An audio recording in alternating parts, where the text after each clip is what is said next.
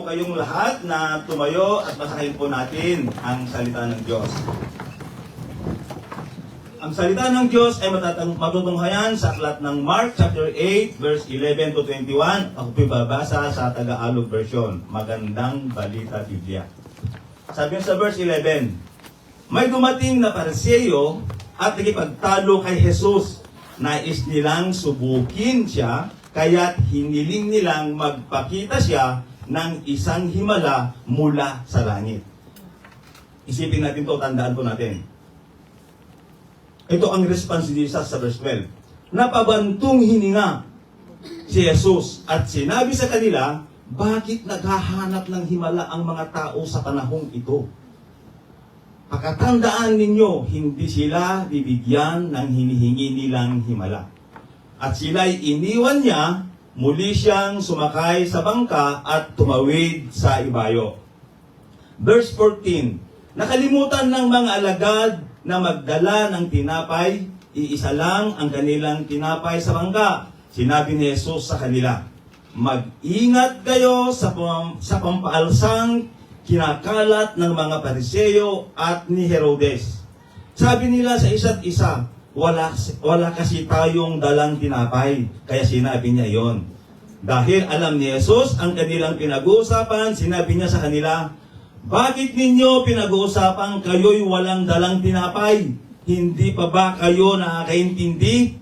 Hindi pa ba ito abot ng inyong isip?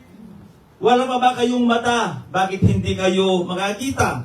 Wala ba kayong tainga? Bakit hindi kayo nakakarinig? Hindi ba ninyo naalala? Nang paghati-hatiin ko ang 5 tinapay para sa 5,000 tao, ilang kaing ang napuno ninyo na lumabis na pagkain? 12 po tugon nila. At nang paghati-hatiin ko ang 7 tinapay para sa 4,000 tao, ilang kaing ang napuno ninyo? Tanong niya, 7 po, muli nilang sagot. At hindi pa rin ba ninyo nauunawaan ito? Tanong niya. Tayo pimanalangin. Hallelujah, Lord. O dakilang Diyos, banal at makapangyarihan sa lahat, Lord, sa oras kong ito, naihayag na ang iyong salita ng aming pagnilay-nilayan ngayong umaga.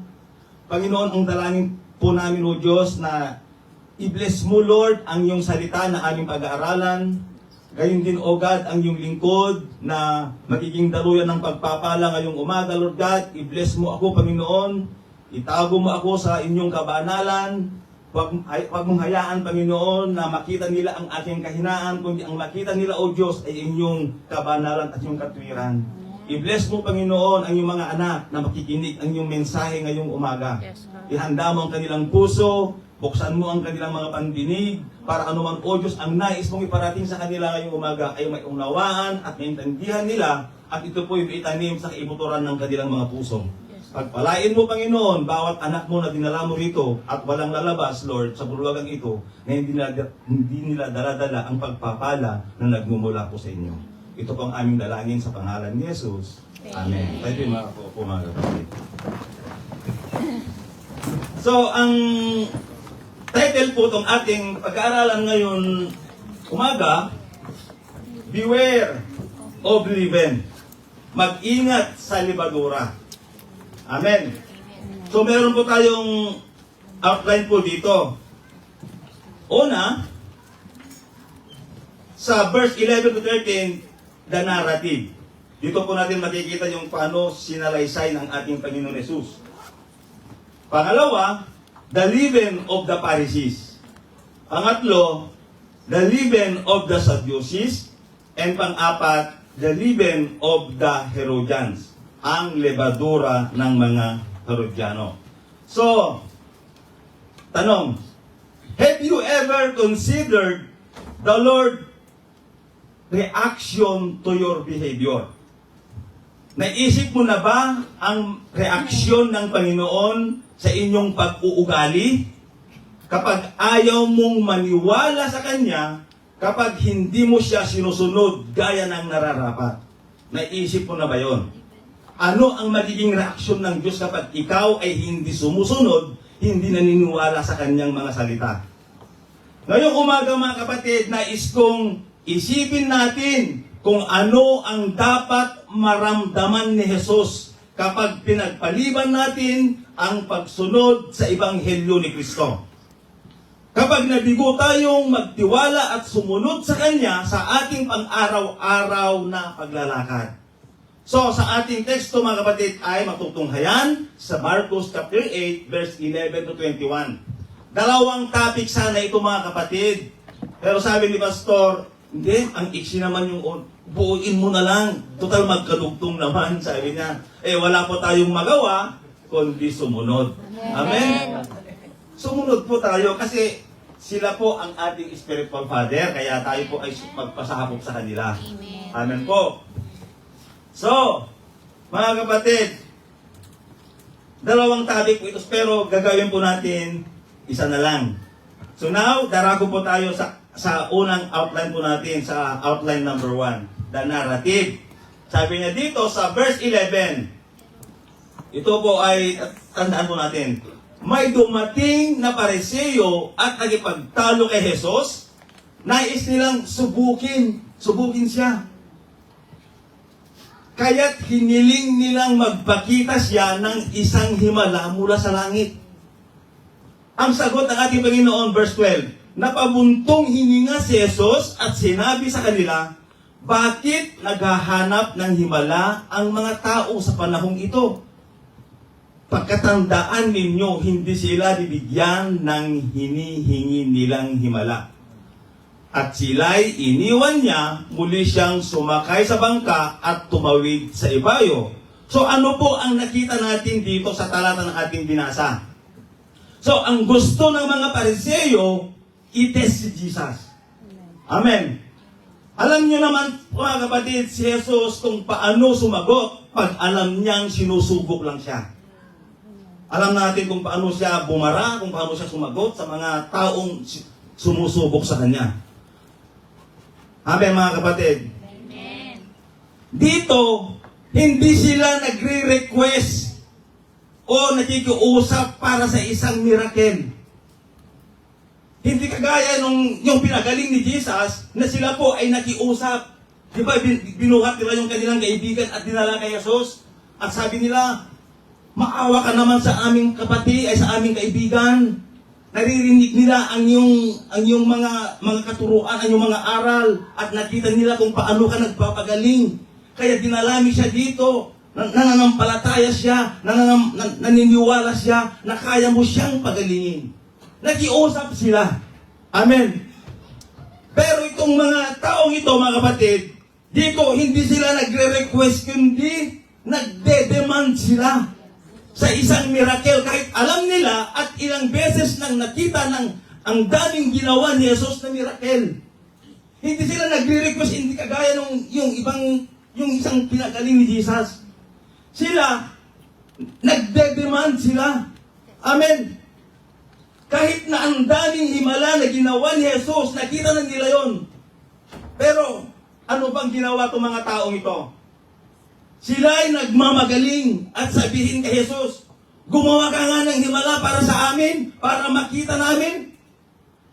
Yun ang rason nila, yun ang sinabi nila kay Jesus. So ibig sabihin mga kapatid, gusto nila na si Jesus mag-perform si Jesus sa harapan nila. At sila ay yung magiging panel of judges. Gusto nila si Lord na mag-perform tapos sila yung mag-judge kung papasa yung performance ni Lord. And the sad things is, a lot of us have done this without us even knowing. Ginagawa nating audition yung relationship natin kay Lord. At siya yung nag-audition at tayo si Simon Cowell. Di ba? Ginagawa natin audition ang ating relationship sa Panginoon. At tayo ang nagiging judge sa harapan niya. At pag hindi natin nagustuhan, ibabas off natin siya. Pero pag nagustuhan natin siya, yung ginawa ni Lord, i-golden buzzer natin siya. Ganun po tayo. Tinetest po natin ang Panginoon. Ang Panginoon, mga kapatid, hindi masaya, hindi nagagalak sa mga ganun klase ng tao. Amen. So sabi niya dito, huwag mong subukin ang Panginoon mong Diyos. Sinusubok siya eh. Sabi kay Satanas, huwag mong subukin ang Panginoon mong Diyos. Ito ang ginagawa nila. Sinusubok siya, tinitignan kung papasa, titignan ng pangaparesyo kung papasa yung performance ni Jesus sa standard nila. Anong ginawa ni Jesus? Dalawa ang nakita natin dito. Nang bara at nag-walk out. Amen. Yon ang response ni Jesus. Kung pinag-audition mo si Jesus sa buhay mo, o sige ganito, gawin mo ha, kailangan magkagandahan mo, gagawin mo ito. Kung hindi ako nagagandahan sa ginawa mo, bahala ka. Hindi ako susunod sa'yo. Kailangan pasado ka sa taste ko. Pag pasado ka sa taste ko, magse-serve ako sa'yo. Ang gagawin ni Lord, mga kapatid, babarahin ka at mag-walk out. Hindi natutuwa si Lord sa ganon. Amen. Ito, pag-isipan ninyo mga kapatid, sa tingin nyo, masaya si Jesus nung nag-walk out siya? Sa tingin nyo, masaya si Jesus na hindi siya gumawa ng miracle at iniwan niya yung mga Pariseo? Ano sa tingin nyo mga kapatid, masaya ba? He was really upset. Sabi niya, humingi siya ng malalim si Jesus sa sama ng loob. Sa verse 12, napabuntong hininga si Jesus at sinabi sa kanila, bakit naghahanap ng himala ang mga tao sa panahong ito? Alam nyo po, when it comes to miracle, pakinggan nyo po ito, mga kapatid, 100% I believe that God is the God of miracle. Amen. Are you agree, mga kapatid? Amen. Alam nyo, mga kapatid, ako po'y natutuwa at nagalak nung narinig ko yung testimonya ni Sis Michelle. Mga kapatid, kung nais po natin ng miracle, sumunod po tayo sa Diyos. Amen. Magtanim ka bago ani. Amen. Magdilig ka bago lago. Ang buhay ng ating kapatid ito, hindi naman lingid sa atin kung paano siya maglingkod, sumunod sa ating Diyos. Amen? Kaya yung miracle, hindi malayo sa mga taong sumusunod sa Kanya. Amen. Kaya huwag po tayong magsawang ipag-pray, manalangin sa ikagaganda ng ikabubuti ng ating kapatid. Pagdating sa araw ng kanyang operasyon, magugulat na lang yung doktor. Amen. Amen. Amen. Magugulat na lang, wala na pala yung bukol. Heal by the power of God. Amen. Kaya, yun ang panalangin po natin. Ipag-pray po natin na matunaw yung bukol sa kanya. Magugulat na lang yung doktor. Wala nang uoperahin. Amen. Magugulat na lang siya. Amen, mga kapatid. Amen. There will be times that He will really divide the sea for you, literally. But listen, wag nating ituring na contestant si Lord na nag-audition sa buhay natin. Nakakilabot na itrato natin si Lord na ganun. Kung minsan, binabaliwala, binibilangan natin ang Diyos. Bahala ka, Lord, ha? Isa na to. Pag hindi mo pa rin sasagutin to, pag hindi mo pa rin tutugunin, sige ka. Hindi na ako mag-church. Sige ka. Magbabak. Ganon ang trato natin sa Diyos. Kapatid, alam niyo po kung bakit ganito ang response ni Jesus. Hinihingihan siya ng miracle. Obviously, mali yung kanilang mga motibo.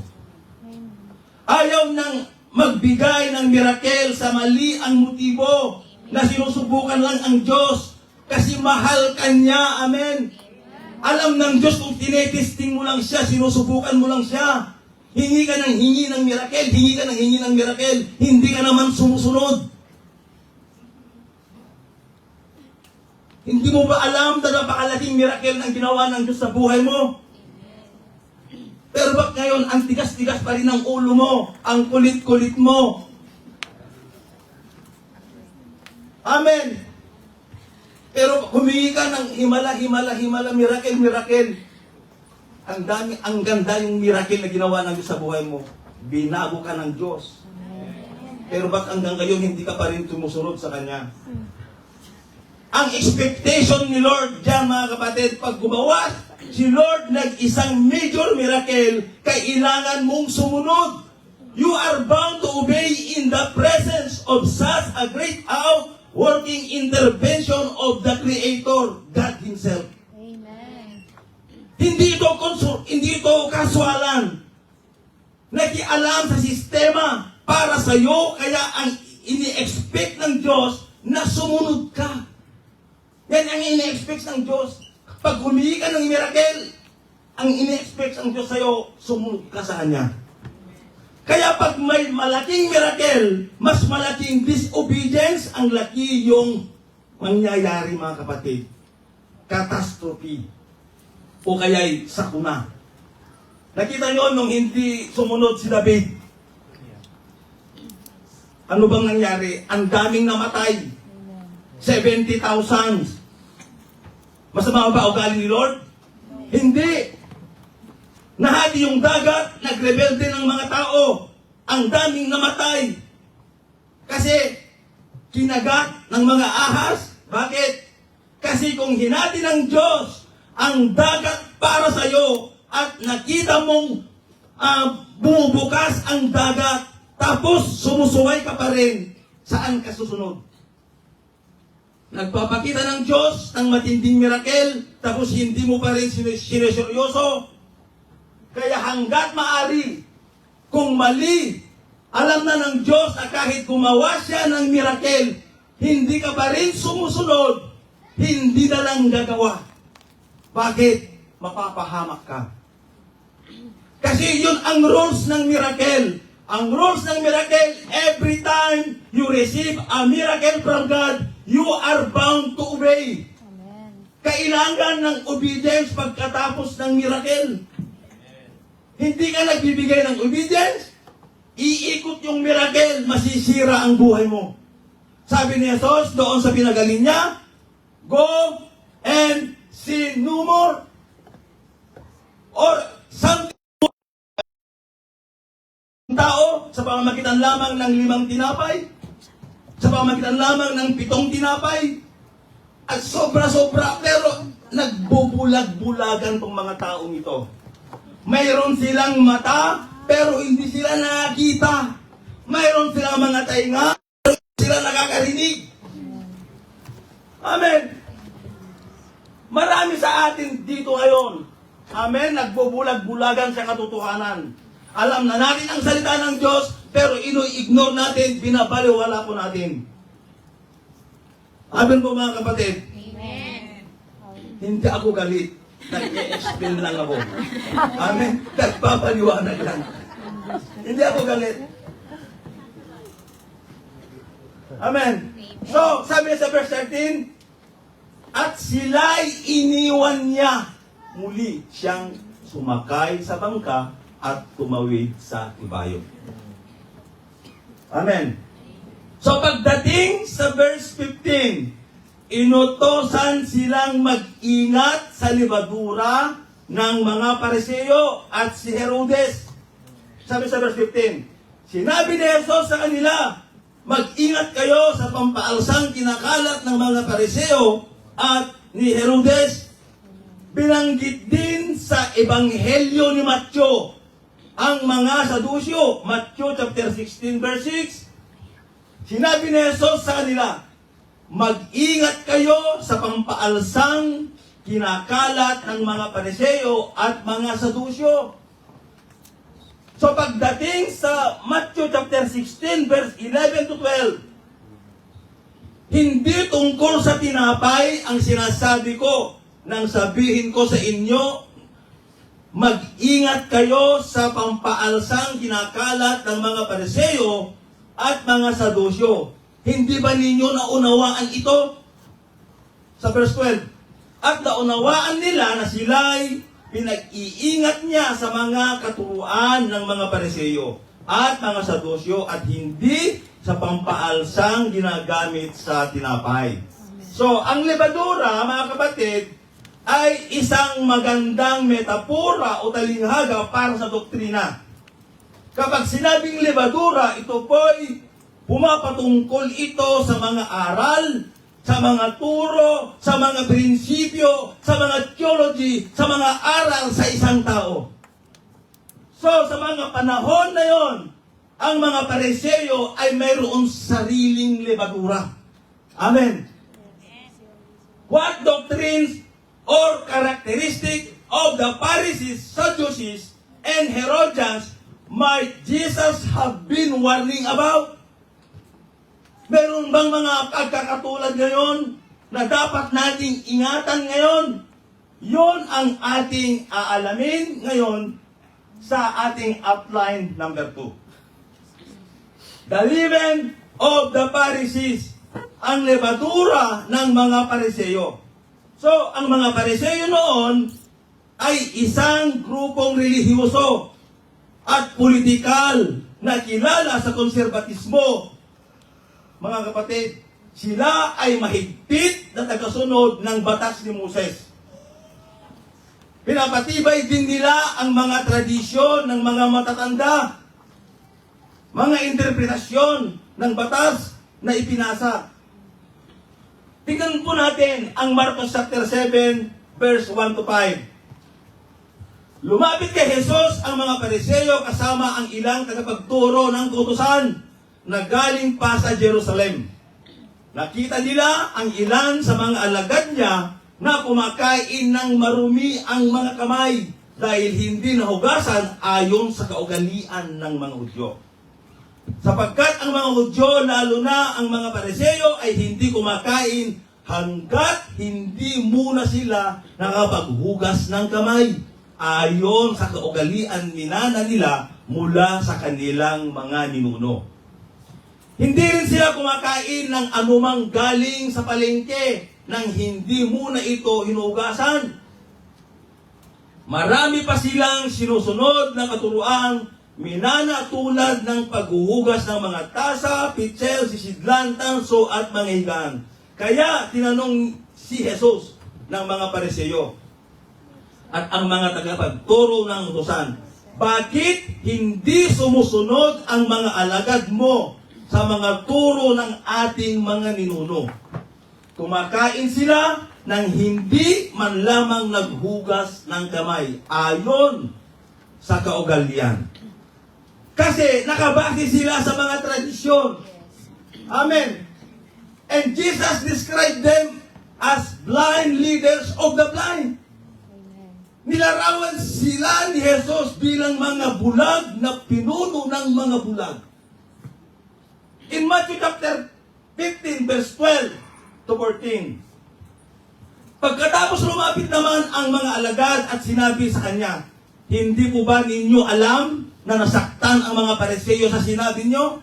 Sumagot siya, ang bawat halamang hindi itinanim ng ating Ama na nasa langit ay bubunutin. Hayaan ninyo sila. Sila ay mga bulag na taga-akay ng mga bulag. At kapag bulag ang umaakay sa kapwa bulag, pareho silang mahuhulog sa hukay. Amen. Subukan mong bulag yung aakay sa'yo, kapwa mo bulag. Kung di babagsak kayo sa hukay. Amen. Pareho kayong mahuhulog. So bakit? They made the commandments of God of no effect by their tradition. Ginawa nilang walang bisa ang mga utos ng Diyos sa pamamagitan ng kanilang mga tradisyon. In Matthew chapter 15, verse 3 to 6, Sinagot sila ni Jesus, bakit naman ninyo nilalabag ang utos ng Diyos dahil sa inyong mga tradisyon? Sinabi ng Diyos, igalang mo ang inyong ama at ina at ang sinumang lumait sa kanyang ama o ina ay dapat patayin. Ngunit itinuro ninyo na kapag sinabi ng isang tao sa kanyang ama o ina, ang anumang maitutulong ko sa inyo ay nihandog ko na sa Diyos. Sa verse 6, hindi na niya kailangan tulungan ang kanyang ama at ang kanyang ina. Pinawalang kabuluhan ninyo ang salita ng Diyos, masunod lamang ninyo ang inyong minanang mga katuruan. Sa atin, alam na natin ang dami-daming natin naririnig na katotohanan na mula sa Diyos. Pero mas binibigyan pa rin po natin ng importansya, binibigyan pa rin natin ng pansin yung mga minana natin na tradisyon.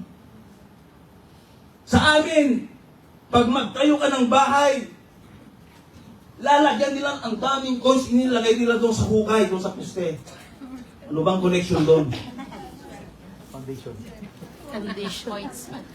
Nung ako nagtayo ng bahay, ang itinanim ko doon, panalangin. Amen. Lord. Hindi coins. Yung iba naman, magkakatay ng manok.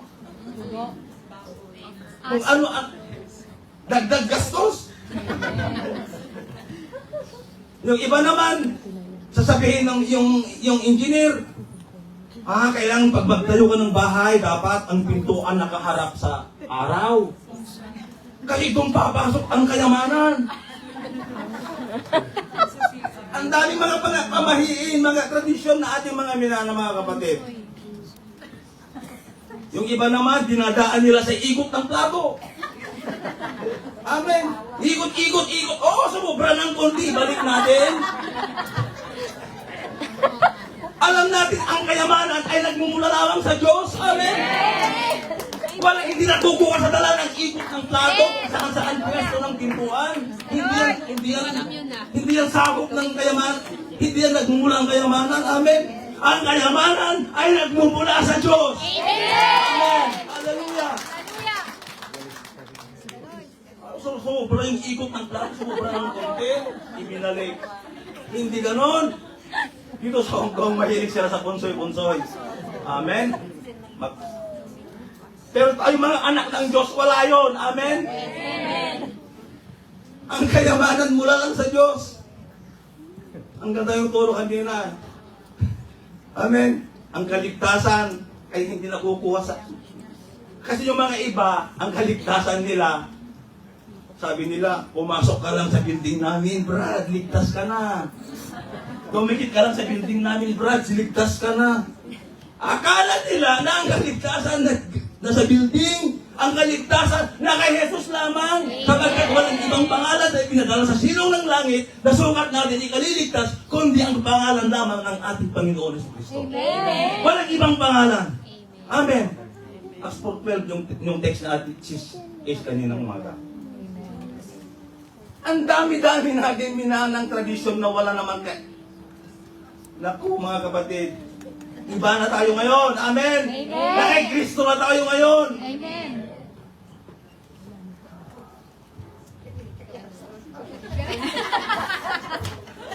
Amen. So, they were often hypocrites teaching one things and practicing another. Madalas silang mga mapagkunwari, nagtuturo ng isang bagay at nagsasagawa ng iba. Sabi na dito sa Matthew chapter 15 verse 7 and 8, mga mapagkunwari, tama nga ang sinabi ni Propeta Isaias tungkol sa inyo, ang paggalang sa akin ng bayang ito ay pakunwari lamang, sapagkat sa bibig at hindi sa puso, ito bumubukal. Amen. Amen.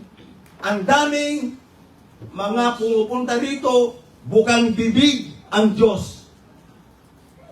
Pero kung titignan mo, susumain mo ang kanyang buhay, yung kanyang sinasabi, ang kanyang mga binabanggit, ay hindi nakikita sa kanyang buhay. In Matthew chapter 23, verse 1 to 4. Pagkatapos ay sinabi ni Jesus sa mga tao at sa kanyang mga alagad, ang mga tagapagturo ng utusan at ang mga Pariseo ang kinikilalang tagapagpaliwanag ng utusan ni Moses. Kaya, gawin ninyo ang itinuturo nila at susundin ang kanilang inuutos. Yan ang sinabi. Ngunit, sabi niya, ngunit huwag ninyong tularan ang kanilang ginagawa sapagkat hindi nila isinasagawa ang kanilang ipinapangaral. Maraming nangangaral na ganito ngayon mga kapatid.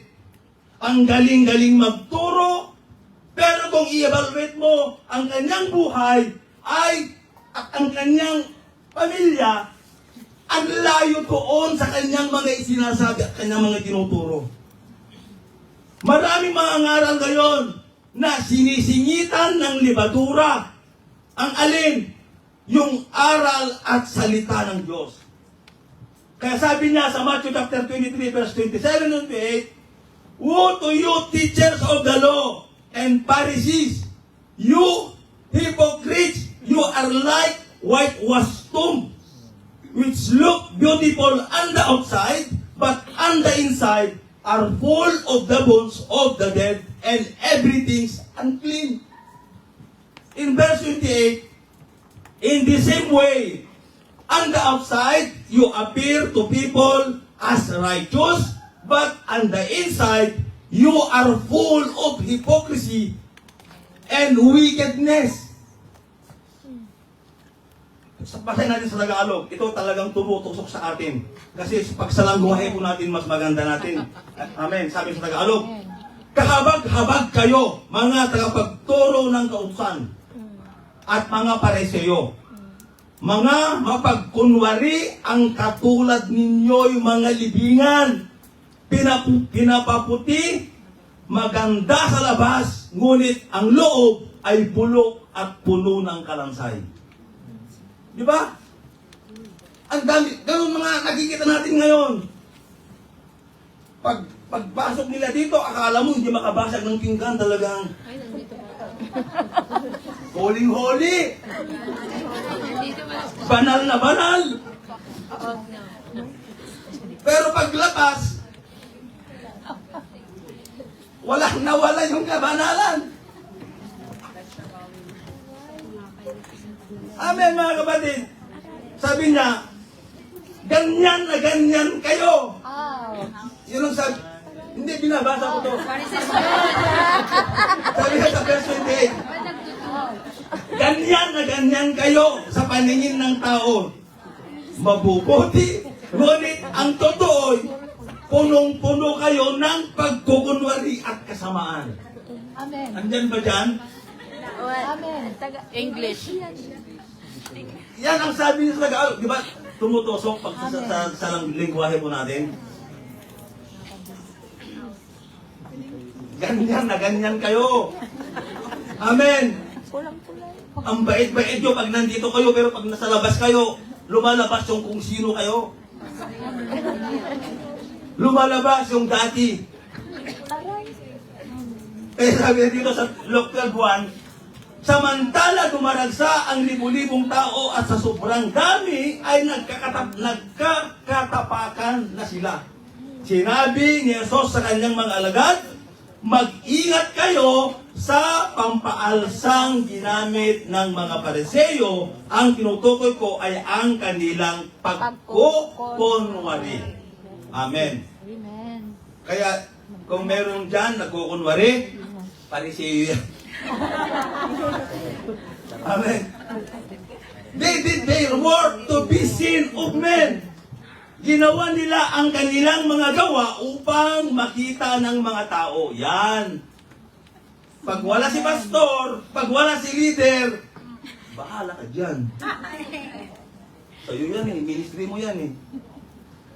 May nakakita o sa'yo o wala, gawin mo, tumulong ka. Amen. Amen. Gawin mo ang nararapat. Huwag kang gagawa kung nakatingin lang si pastor sa'yo. Wala naman sa leader. Dapat, May nakikita, nakatingin ba sa'yo o wala, gawin po natin ang nais po natin gawin. Amen. Amen. Sabi niya dito sa Matthew 23 verse 5, pawang pakitang tao ang kanilang mga gawa.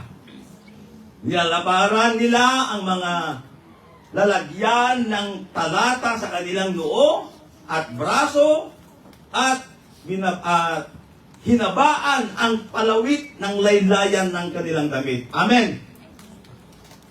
Ang dami natin alam na salita ng Diyos. Ang daming memory verse po natin. Amen. 25. Pero, sabi ko kanina, ang songit-songit pa rin natin. Ang dami natin alam, pinangahawakan na memory verse, pero hindi natin alam kung paano natin gamitin. Hindi natin kung paano natin i-apply sa ating buhay. Kaya dapat mag-ingat na maiwasan ng anumang impluensya ng mga Pariseo. Tulad ng pagkahipokrito, legalismo, pagmamapuri, pagmamataas, pag-aaral tuwina, pero hindi natututo. At pagtuturo sa iba, pero hindi natuturuan ang sarili. Di ba? Amen. Turo ka ng turo, pero sarili mo hindi mo naturuan. Parang ako na yung Hindi na. Pag nagsalita ka, parang... Pero, tignan mo sa buhay mo, ang layo-layo yung mga sinasabi mo. Amen po. Ayaw ko na Amen. They were the more of conservative religious group in Jesus' day. Sila ang mga konserbatibong religiosong grupo noong panahon ni Jesus. So, the Pharisees today are those who, number one, teach and practice tradition of men instead of the commands of God. Dapat tayo po mga kapatid, ang dami ng salita ng Diyos na ating naririnig at napapakinggan. Dapat yun ang sundin at gawin po natin. Amen. Amen. Amen po mga kapatid. And number two, do things to be seen of men wearing a special garments and using religious title. Marami ako nakikita ngayon. Dito, kahit sa Pilipinas, marami. Pag tinignan mo, talagang tuwid na tuwid ang barong.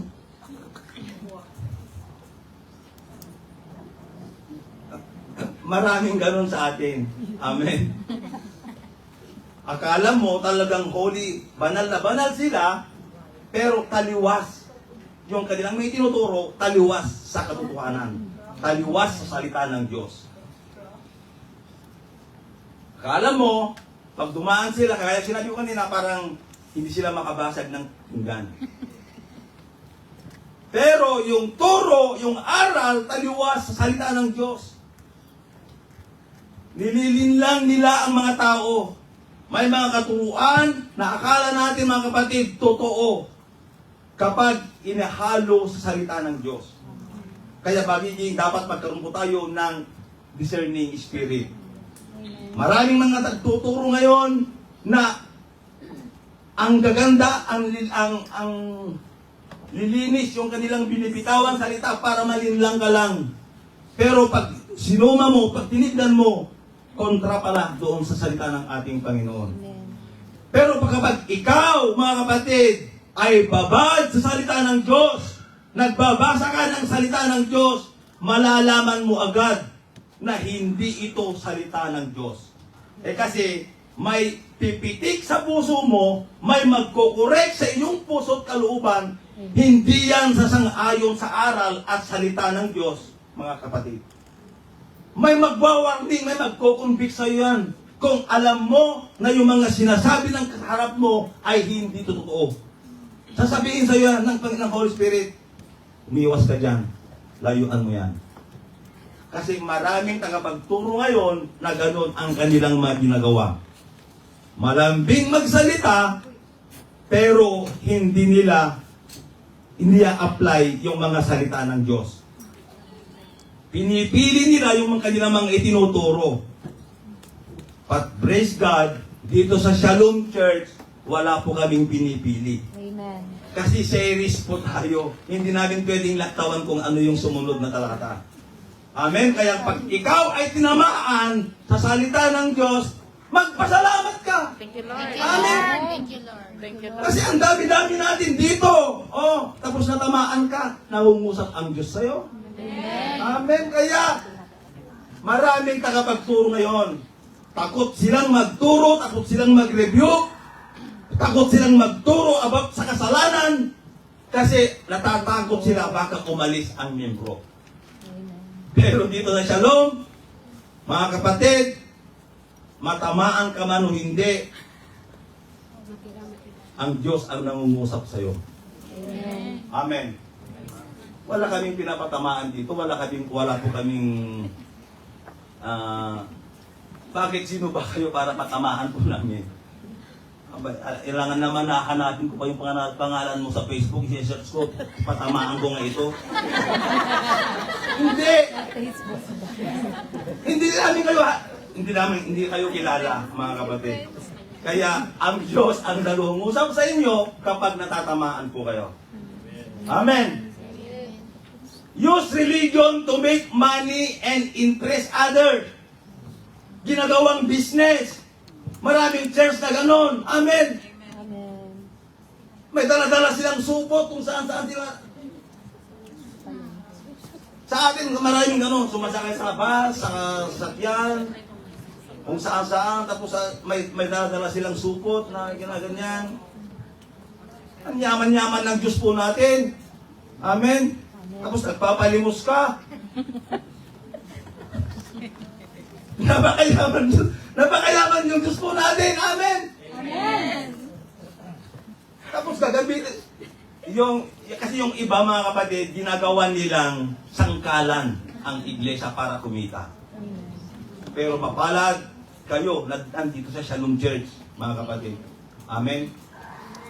Yung iba ginagawang business, ginagawang hanap buhay nila ang church. Pero praise God, sa Shalom Church, hindi ganon. Amen? So, religious conservatives are susceptible to being like the Pharisees today. Amen? Madaling maging katulad ng mga Pariseyo ngayon. Ngayon, isang-alang-alang natin. So, naramo na tayo sa ating outline number 3. The leaven of the Sadducees. Ang libadura ng mga Sadusyo. Sabi na ito, a religious and political group noted for its liberalism. Isang grupong relihiyoso o political na kilala sa liberalismo. Amen.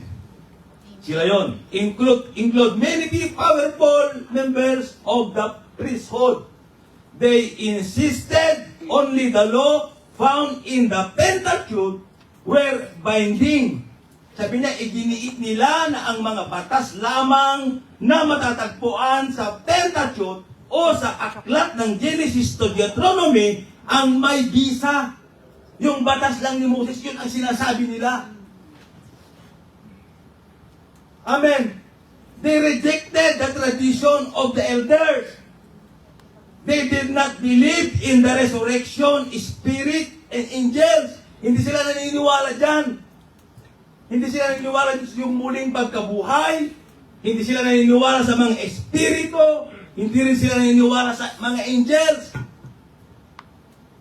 In Acts chapter 23, verse 8, sapagkat naniniwala ang mga Sadusyo na hindi muling mabubuhay ang mga patay at walang anghel o espiritu, subalit ang mga Pariseyo naman naniniwala sa lahat ng ito. In Matthew chapter 22 verse 23, nang araw ding iyon, may lumapit kay Jesus na ilang Sadusyo ang mga ito ay hindi naniniwalang muling mabubuhay ang mga patay. Ang liwa-liwanag yung sinabi ng Biblia, mga kapatid. Jesus said to her, I am the resurrection and the life. Amen. Tapos hindi ka maniniwala?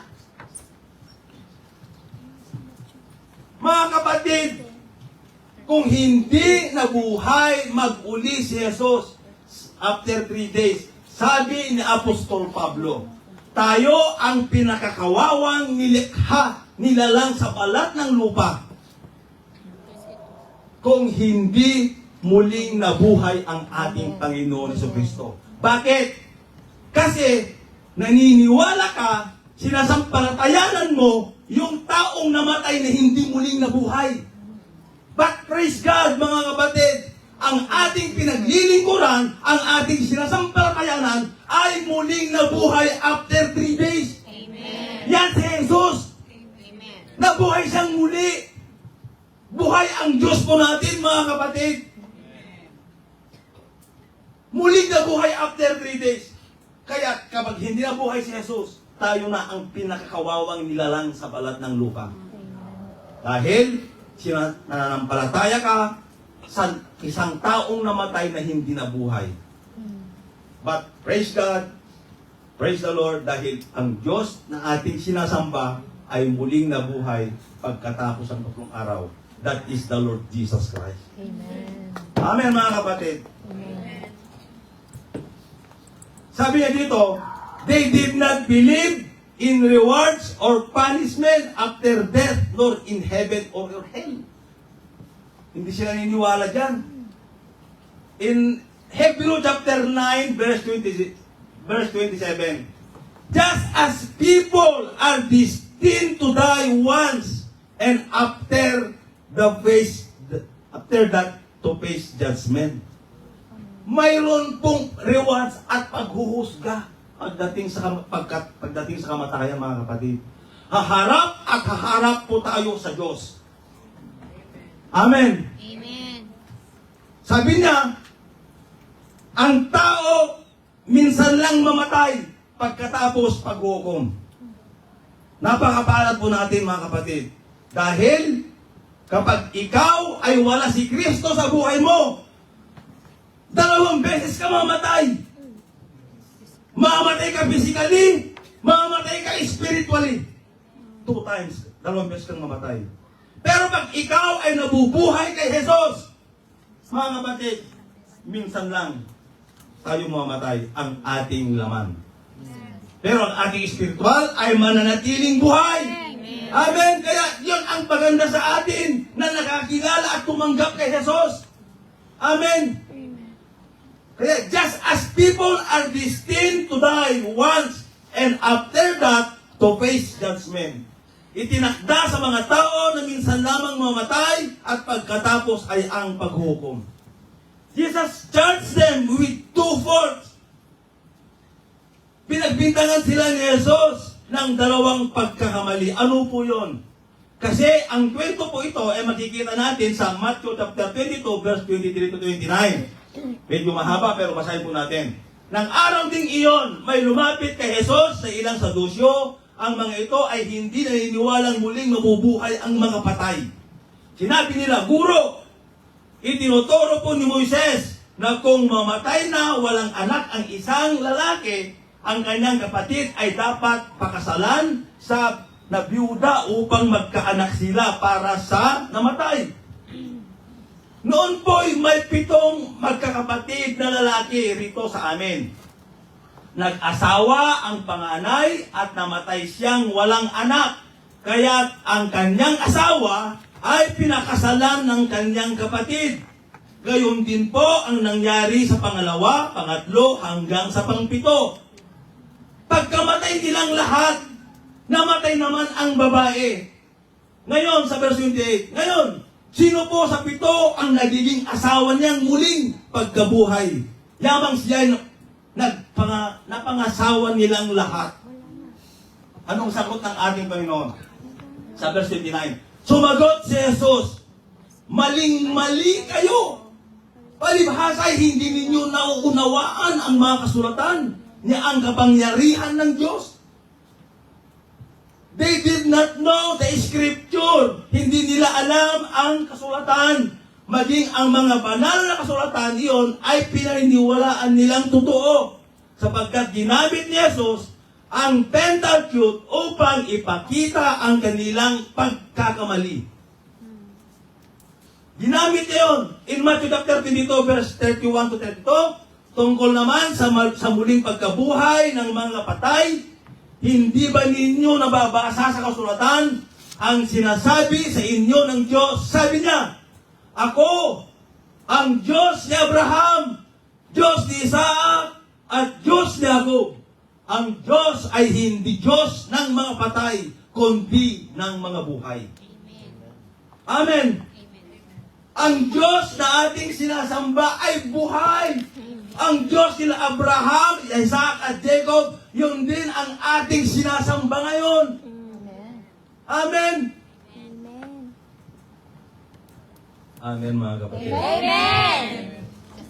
Dapat yun ang ministry nyo, sabi ni Rosa kanina, Amen Ministry. Amen. Para hindi ka makatulog, Amen ka ng Amen. Kahit lang yung ang ministry mo.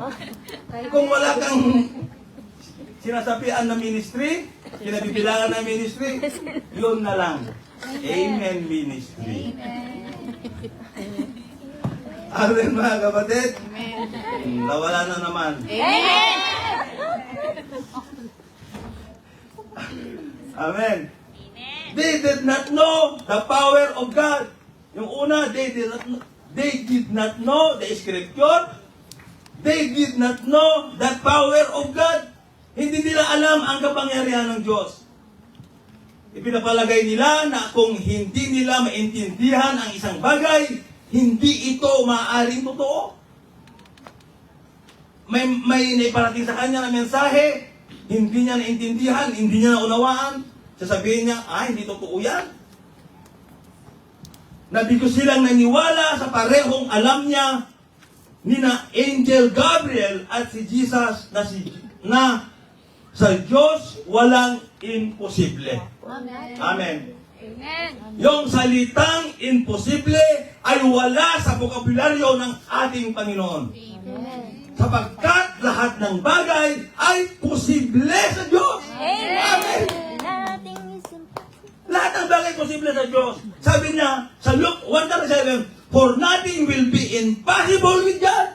Sapagkat walang anumang bagay na hindi kayang gawin ng Diyos. Amen. In Matthew chapter 19 verse 26, Jesus looked at them and said, with man this is impossible, but with God all things are possible. Amen. Sila ang mas liberal na relihiyosong grupo noong panahon ni Jesus. Amen mga kapatid. So that the Sadducees today are those who kumukuha ng mga bahagi ng salita ng Diyos, ngunit tinatanggihan ang iba. Tulad ng yung mga iba dyan, talaga chinachap-chap nila ang salita ng Diyos. Yun nga, sinabi ko kanina, takot silang magsabi ng katotohanan. Kasi once nasaktan yung membro, magtatampo yan, hindi na-attend yan, hindi na babalik. Mga kapatid, sinachap-chap nila ang mensahe ng ating Panginoon. Ang kinukuha lang nila, yung mensahe na kikiliti sa kanilang mga tainga. Amen. Sasabihin ng tagapagturo, pagpalain ka ng Diyos. Amen, amen. Yan ang gustong-gusto kong marinig. Di ba? Pero sa pagsasabihin ng preacher, kailangan mamuhay kayong banal. Naku, medium. Hindi excited. Pero pag sa blessing, pag-usapan ng blessing, ang lakas-lakas ng amen po natin. Pagpalain ka ng Diyos. Amen. Praise the Lord. Hallelujah. Pero kailangan, umatin ka ng 101. Umatin ka ng 102. May pupuntahan. Ang daming dahilan. Amen. Mga kapatid. Ganyan ang mga Sadducees. Amen. Pinipili nila ang kanilang itinuturo. Ang gusto nilang pakinggan, yung kikiliti lamang ng kanilang mga tenga. Ang ituturo nila, yung mga kikiliti ng tenga ng mga makikinig. Tanggapin ang salita ni Jesus, ngunit hindi ang kanyang mga papostol. Sabi niya dito sa 1 Corinthians 14:37, kung inaakala niyo man na siya'y propeta o mayroong espiritual na kaloob, dapat niyang kilalanin na ang isinulat ko sa inyo ay utos ng Panginoon. Ano yung mga utos niya? In Matthew chapter 28, verse 20, and teaching them to obey everything I have commanded you. And surely I am with you always to the very end of the age. Utos yan ng Diyos. Amen. Nung nakaraan Sunday, ano bang ginawa po natin? Nag-evangelism po na tayo, mga kapatid. Meron ba kayong evangelize? Amen. Kasi yun ang utos. Go and make disciples of all nations, baptizing them in the name of the Father, and of the Son, and of the Holy Spirit, and teaching them to obey everything I have commanded you. And surely I am with you always to the very end of the age. Pag sumunod ka, ang Diyos hindi ka niya iiwan at hindi ka niya pababayaan. Pag sumunod ka, dadalhin ka niya doon sa taong handang tumanggap kay Jesus. Amen. Amen. Kaya sumunod po tayo. Gawin po natin ang ating mga ipinuutos sa atin ng Panginoon. Acts 20:35. All things I have shown you that by working hard in this way, we must help the weak and remember the word of the Lord Jesus, how He Himself said, it is more blessed to give than to receive. Amen. Tumutulong ba tayo sa mga nangailangan? Amen. Amen. Yan ang ministry. Yung nakalimutan nyo na naman.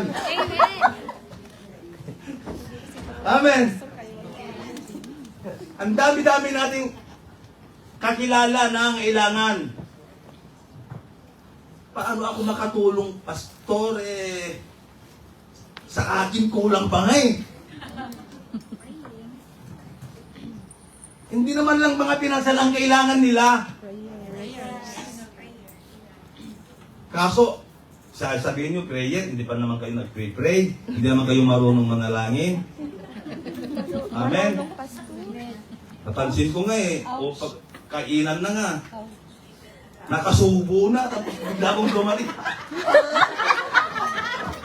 Hindi labas pa. Hindi pa tinuloy, ninutok. Tapos, prayer, dapat yan ang sandata po natin mga kapatid. Bilang mga sundalo ni Kristo, dapat matuto tayong manalangin. Amen. Amen. Amen tayo ng amen. Pero pagkain nga, nakakalimutan. Kapatid, mas mapalad ang nagbibigay kaysa yung tumatanggap. Amen. Indeed.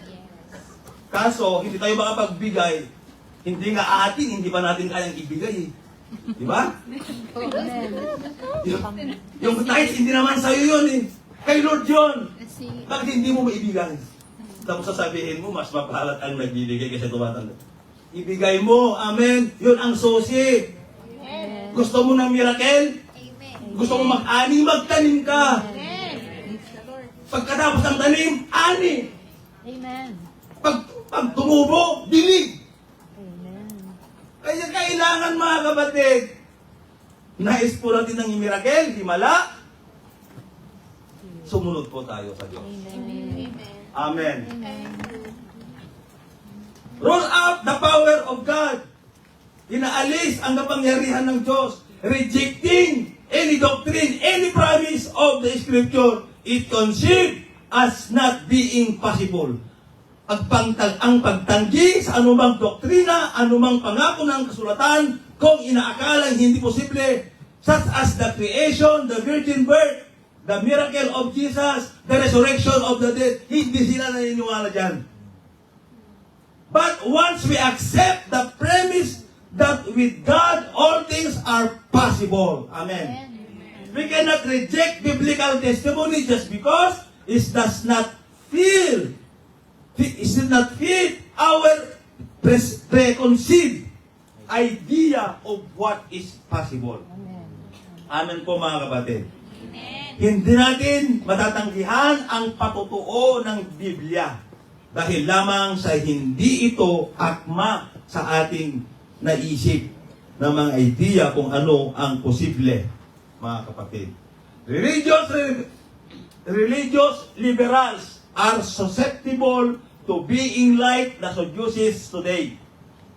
Madaling maging katulad ng mga Sadyosyo ngayon. Mga kapatid, so ang ating outline number 3, darakon po na tayo, ay number 4. The leaven of the Herodians. Ang lebadura ng mga Herodiano.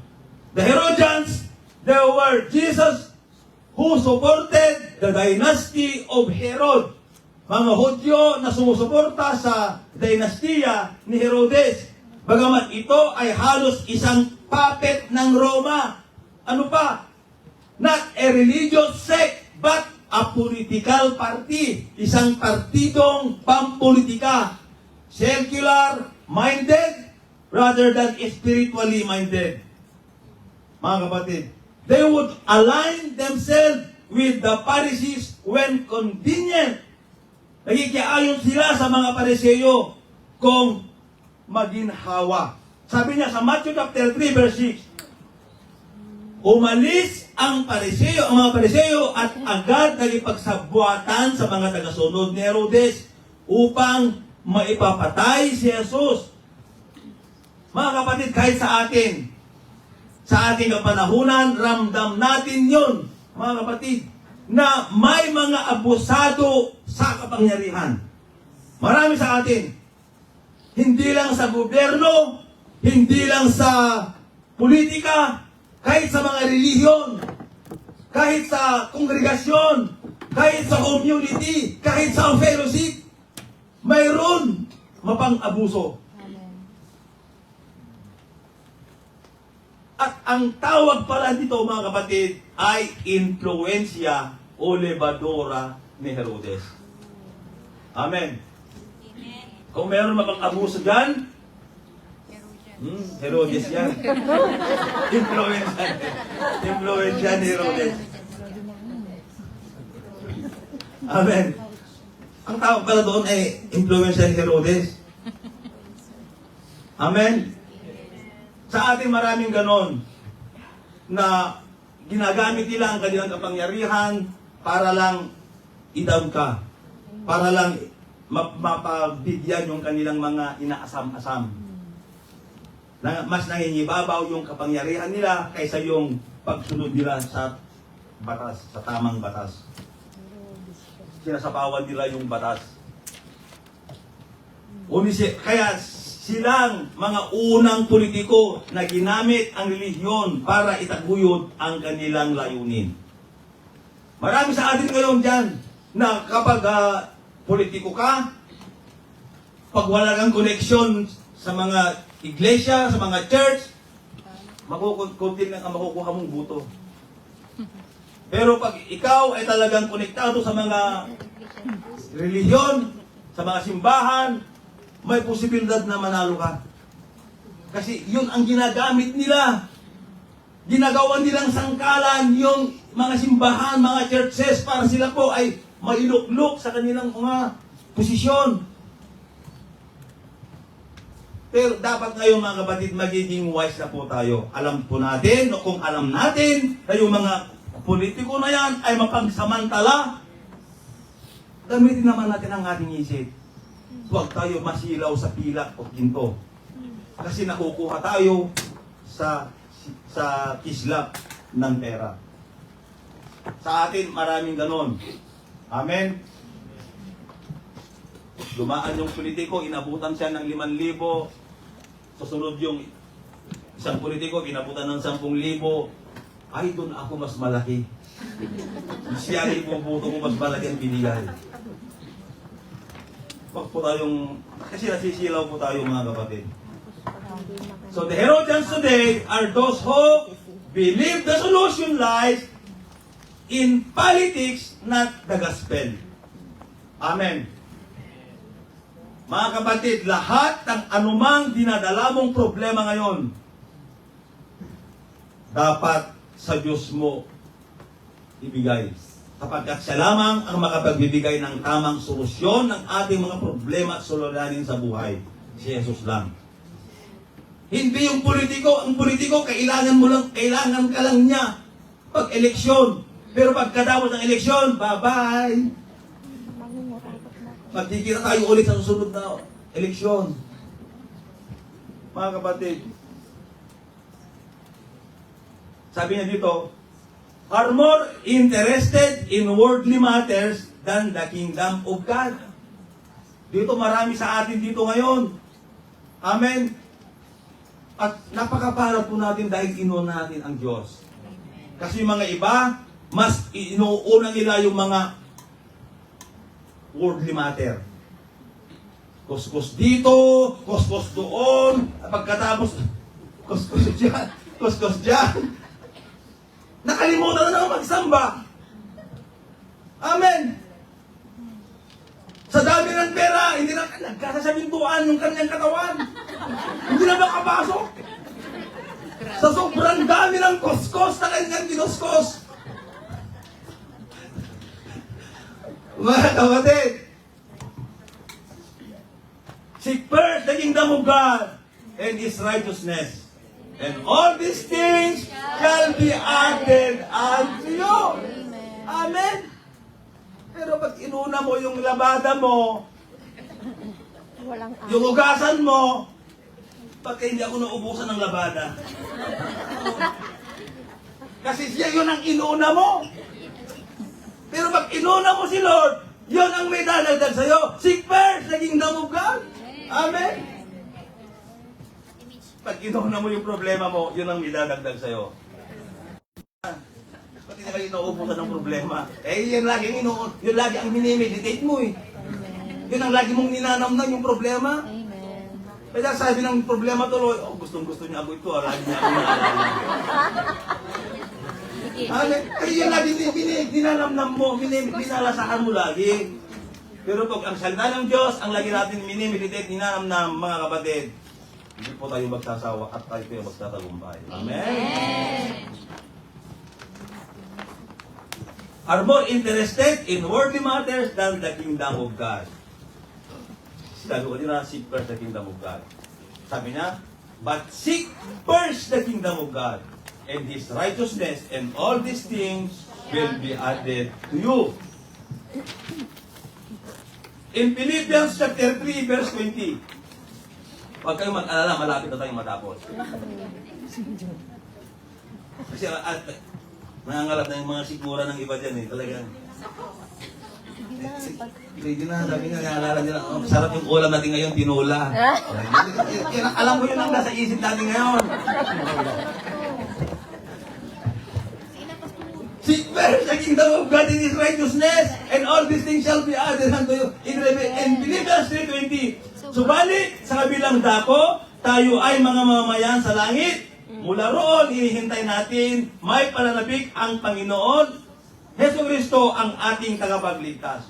Lahat po tayo ay mga estranghero dito sa mundong ito. Amen? Amen.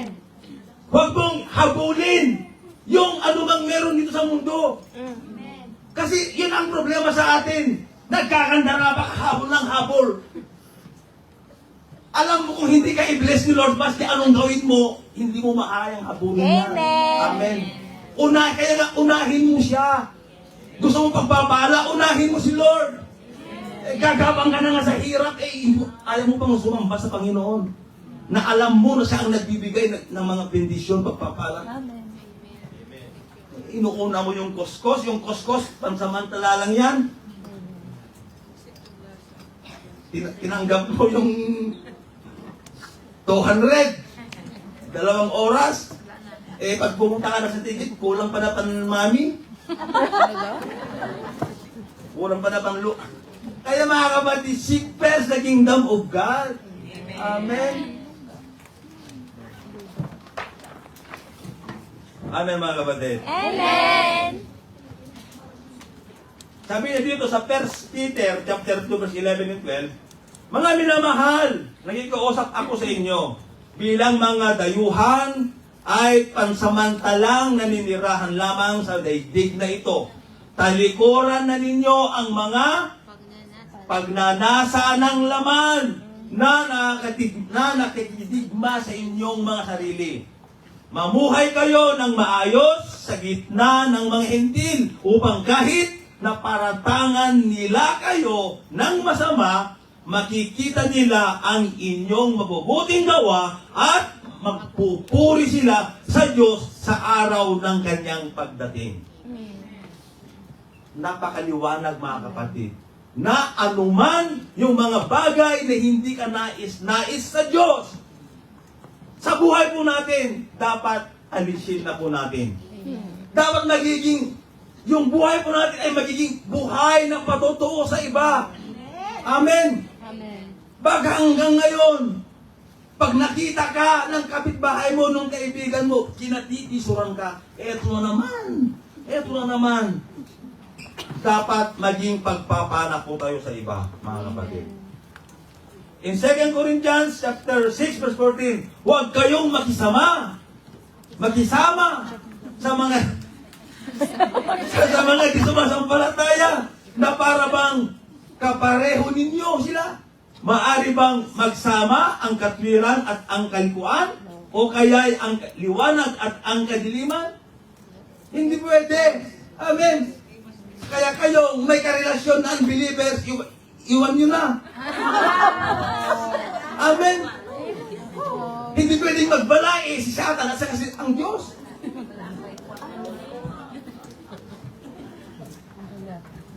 Hindi pastor.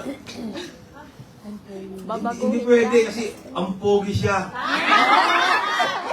Kamukha ni daw na agamula. Hayaan mo, pastor, pag nagsama na kami, i-born again ko na lang po siya. Akala mo siya ang mag-born again? Holy Spirit lang ang pwedeng mag-born again. Amen? Tignan nyo yung mga ganon ang kuwan ng tao. Napapahamak sila. Amen? I-born again ko na lang po siya. Pero tignan mo yung kanyang buhay ngayon, siya pa rin ay bubu hanggang ngayon. Bubu again and again. Sino yung bubu and again and again? Ibubun again? Bubu and again. Sila ngayon, yung mga ganon. Kaya kayong mga nagbabala, mga kapatid, yung mga imam nyo dyan na, iwasan nyo na. Amen.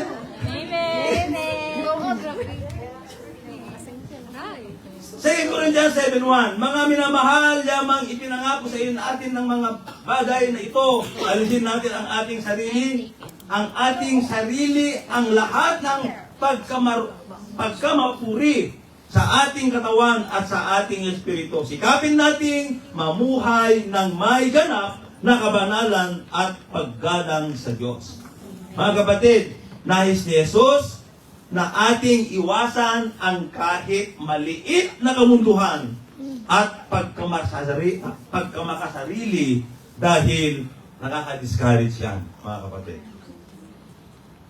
Sa paglalakbay ng nagnanais sumunod sa Kanya, matatagpuan kay Kristo ang karampatang tugon para maiwan ng mga ito. Ang pagdadalisay ng mga intensyon at udyok sa pagiging alagad upang ang lebadura ng mga Pariseo at lebadura ng mga katulad ni Herodes ay hindi makapag-influensya sa atin. Ang isasuggest at ipinapayo ng ating pagninilay ngayong hapon, hayaan natin ang turo ng ating Panginoon Jesucristo, ang kanyang mga aral, ang kanyang prinsipyo, ang kanyang mga ginagawa na pangangaral at pagtuturo sa atin hanggang sa kapanahunan, yon ang dapat na mag-impluensya sa atin. Amen? Upang ang gawa ng masama ay hindi magtatagumpay. Mga kapatid, kasi pag once na ang salita ng Diyos ang lagi natin dala-dala, hawak-hawak, kailanman hindi tayo daigin ng kaaway. Tayo po ay laging magtatagumpay. Kapagkat ang anak ng Diyos ay laging nagtatagumpay. Amen. We are more than Conquerors. Tayo po ay darako sa ating conclusion. Ay, salamat mga. Ay, salamat. Sabi niya sa kapansin-pansin mga kapatid, ang mga pagkatulad noon ay at ngayon, the parable between then and now are striking. Nakikita po natin kung sino sila. Mga Pharisees, religious fundamentalists. Sadducees, religious liberal. Herodians, mga aktivistang politika, political activists. Jesus' warning is sorely needed today. Ang babala ni Jesus ay lubhang kailangan sa ngayon. Amen. Take heed, beware of the leaven, mag-ingat sa mga libadura. How can we ensure that we do not become like the Pharisees, Sadducees, or the Herodians? Paano po natin ma-prove o mapapatunayan na hindi po tayo gaya ng mga Sadducees, mga Phariseos, mga Herodians? In Matthew 6:33, seek first the kingdom of God and His righteousness with Jesus and His apostle as our spiritual guides and mentor. Amen? Dapat mga kapatid, gawin po natin na ang salita ng Diyos, siya lagi ang nagka-guide po sa atin. Kung alam mo na mapahiwalay ka na sa landas patungo sa katotohanan, push for a while. Mag-isip ka muna, kuminto ka sandali. At ikaw ay manalangin. Unahin po natin ang ating Panginoon. So bago po tayo mag-close, sinaanyahan ko po yung mga music ministry, music team, tapos po aawit ng isang kanta.